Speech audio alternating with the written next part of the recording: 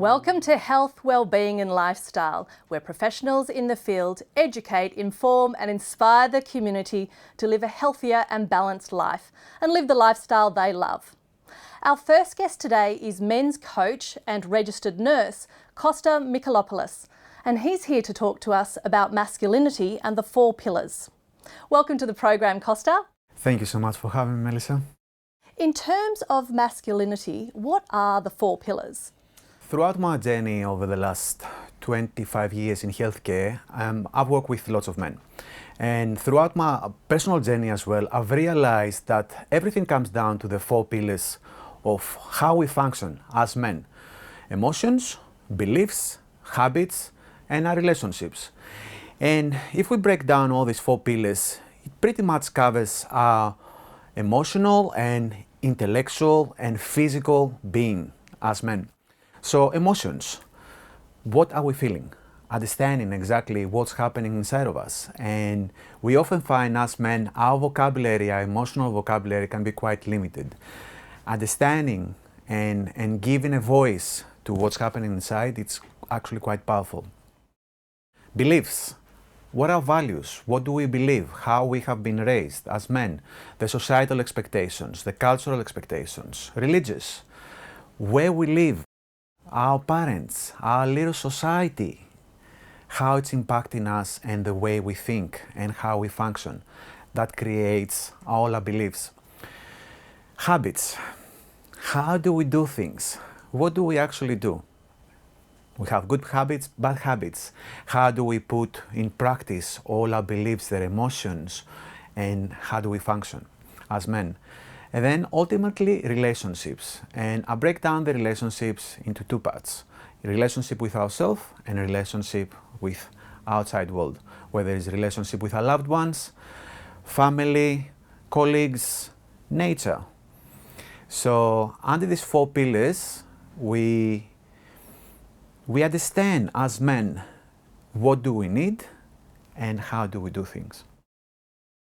In the past, do you think that man looked different to how man is today? Absolutely. So let's put in context of the 4 pillars how men used to function, let's say 500 years ago, where survival was completely different than what it looks today. So men didn't have the luxury of speaking about emotions. They needed to show up. They needed to be the provider, they need to be the protector. But things have changed. Fortunately or unfortunately, we don't live in this age anymore. So we live in an age where technology, health has increased so much. So we have the luxury of looking after ourselves, being a bit more curious about what's happening. And I think that's the biggest difference between the men of, let's say, even 20 years ago and the men of today. What do we need? How do we actually get that? And how do we communicate that with our loved ones, with ourselves? So I migrated in Australia in 2001, and looking back, the young man that I was back then, and what was the norm for me, what was the narrative, my narrative as a man in Greece in the 90s and the man that I am today, it's completely different. I was told the story that I needed to man up, I needed to be tough and resilient and stoic, which there's nothing wrong with it, but being able to find that balance, and that balance that I never had in my life up until a few years ago. And now I'm the man where I can understand my emotions and I can express my emotions, and I can define my beliefs and my values, and that can sort of resonate through my habits, and then ultimately through my relationship. So I think this is the biggest difference. The man of today knows what they want and what they need, knows how to communicate that, has the emotional intelligence and the emotional language. For someone going through a self-discovery journey, do you have any advice? Absolutely, absolutely. From personal experience, it takes time. Long time. It's not this linear journey where the start and the end. It It has the ebbs and flows, the ups and downs, the wins and lots of losses. So patience is paramount. But the most important thing is awareness. Allowing the knowledge to come through, awareness of our emotions, and I'm coming back to the 4 pillars, awareness of our values, what actually is very important to us, understanding that. How can we change something if we don't know what we're actually changing and why we're changing this? So awareness is very, very important. And then self-love. Talking to men about self-love, it's not easy. It's not easy. We know how to give love, but we don't know how to receive love. As a therapist, it's easy for me to look after people. It's easy to have the advice and the time and the knowledge and the care, but when I try and give that to myself, I just don't know how to do that. And that takes a lot of practice. And that takes lots of, again, ups and downs and lots of mistakes to be able to look at yourself with care and love and take the time. And I'm not talking, when I say self-love, a lot of men will think, putting moisturizer on my skin or sunscreen. It has nothing to do with that, which is very important. That's very important as well, looking after our physical body. But I'm talking about looking after this, ourselves, and having that inner dialogue. That little, you want to call it devil or angel that sometimes sits on the shoulder and just keeps talking. Having the conversation with that little person and see what he has to say, but not from a place of judgment that we don't want to have this conversation, but from a place of love. The other thing as well, as you're going through the self-development journey, and we were saying the ups and downs, it's very crucial to understand when do you actually need the help. And that help might be just reaching out to loved ones and expressing what's happening, but then that might look into seeking professional help. Might be speaking with a counselor, speaking with a psychologist, speaking with your local doctor, and see what can they actually offer. Because it's not an easy journey. It's not a journey that is going to be defined, what we said before, within a few months or a few years. It's an ongoing journey. And having the professional help, it's paramount. That's really informative. Thanks so much for being on the program, Kosta. Thank you so much for that, Melissa. If you'd like to know more about the 4 pillars of masculinity and Kosta, go to his webpage on our website, healthwellbeingandlifestyle.com.au. And after the break, another guest with an interesting topic. Stay tuned. After the break, holistic grief counsellor Gemma Kyriakou will be talking about managing the grief and loss of a pet.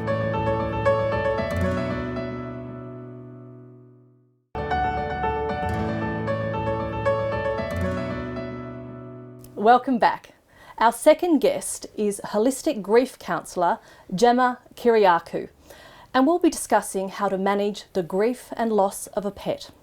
Welcome, Gemma. Welcome to the program. Thank you, Melissa. Losing a pet, is that like losing a member of the family? Yes, absolutely. Losing a pet is like losing a member of the family. They're treated like a member of the family and are held in high regard like a member of the family. Your pet has been with you. It could be with you for a short time or a long time. A lot of the time, your pet has been with you through some very dark times and some very high times, some very exciting times. But they've been through all these life events with you, and with unconditional love. So losing a pet can be equally as painful as losing a member of the family that is human, for example. People have pets for many different reasons. For example, it may be a guide dog. It may be a support animal. It could be the family cat or dog that you bought for your children. So there has to be so much consideration that goes into that choice for your children to grow up with, and it will often be their first experience of the life and death cycle. Also, people that are on their own and they have an animal as a companion that has been their companion for maybe 20 years, and all of a sudden they are gone. They're left with an intense loneliness. There's a huge void for them now, which has multiple consequences. Everyone approaches grief of a pet differently. Within a family, are there consequences after the death of a pet? Quite often you'll find the consequences of the death of a pet. For example, someone that lives on their own and they've lost their dog that's been with them for 20 years, it's been with them through thick and thin, highs, lows, and loved them unconditionally and being such a support to them. And now not having them there can create such a loneliness and a big void in that person's life.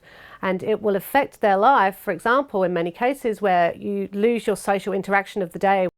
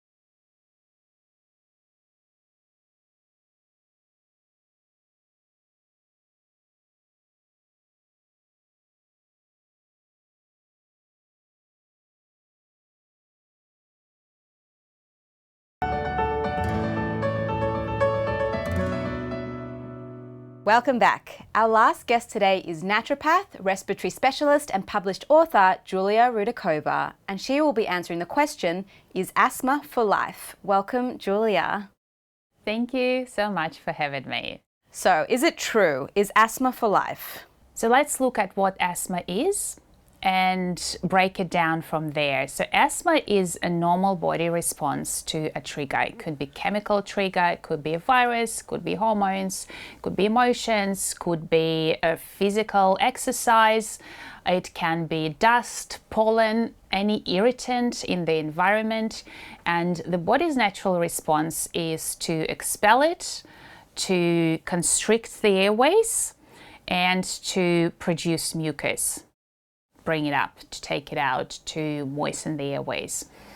And when that happens, we're forced to cough. The breathing changes. Sometimes it's harder to exhale. Sometimes for some people with asthma symptoms, it's harder to inhale. So it varies from person to person. And we need to break that vicious cycle of overbreathing when an asthmatic person gets into asthma symptoms for a prolonged period of time. When it settles in and the body starts breathing differently on a regular basis, even between asthma onsets. We start breathing differently. We're breathing more shallowly and sometimes with more force. Is it possible to break the cycle of asthma? Yes, of course it is. And that vicious cycle of overbreathing, I just want to break it down a little bit.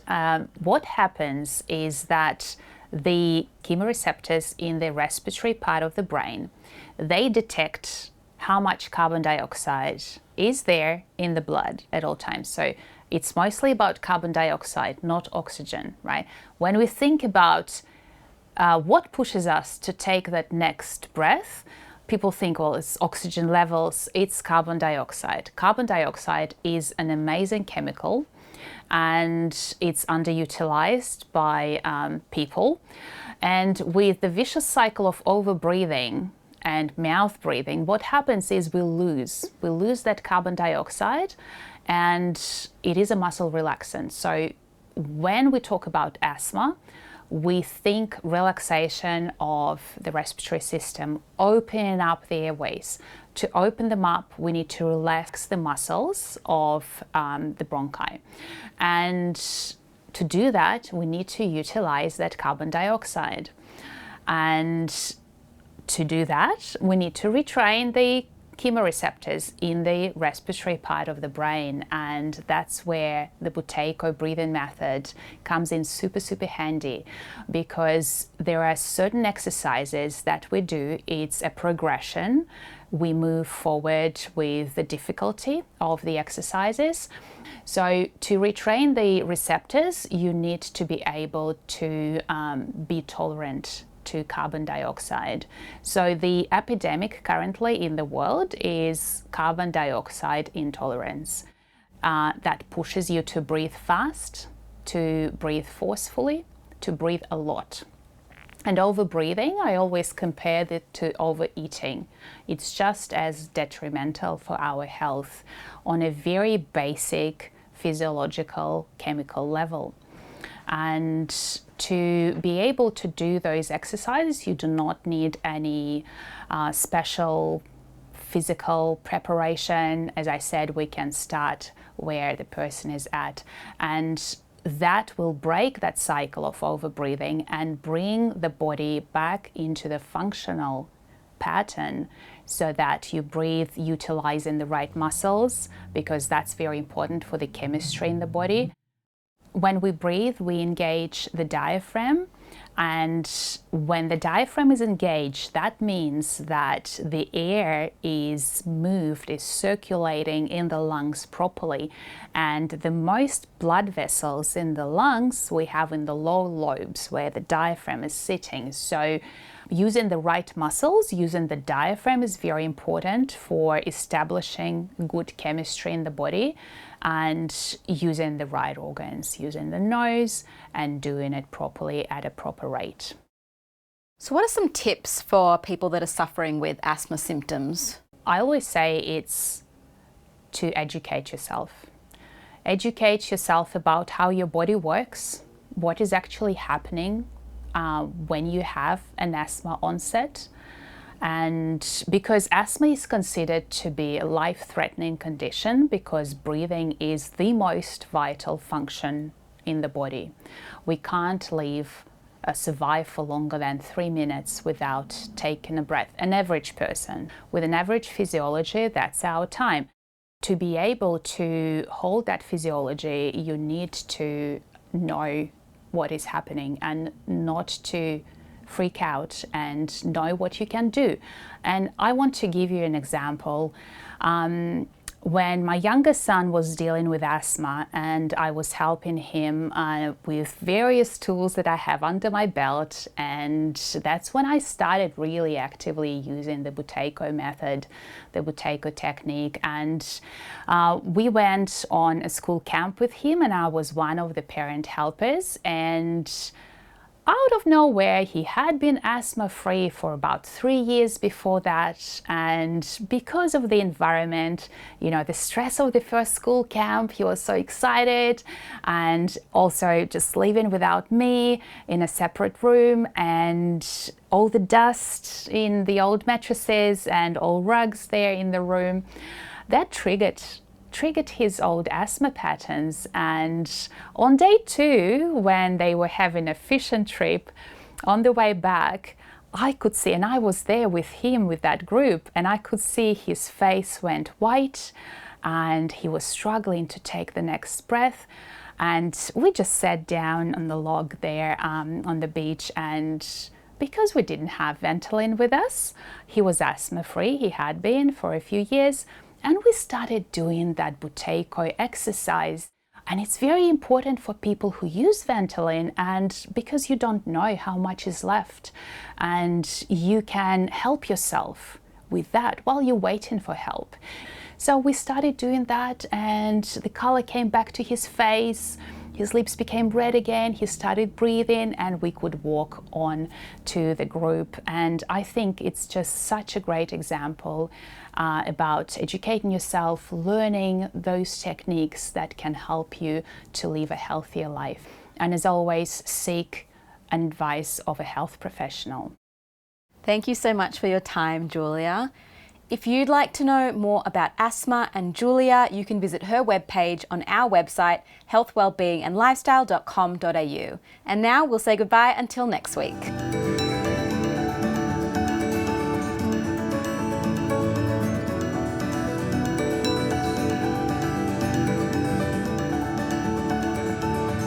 If you'd like to know more about our show, please like us on Facebook, follow us on Instagram, and subscribe to our YouTube channel.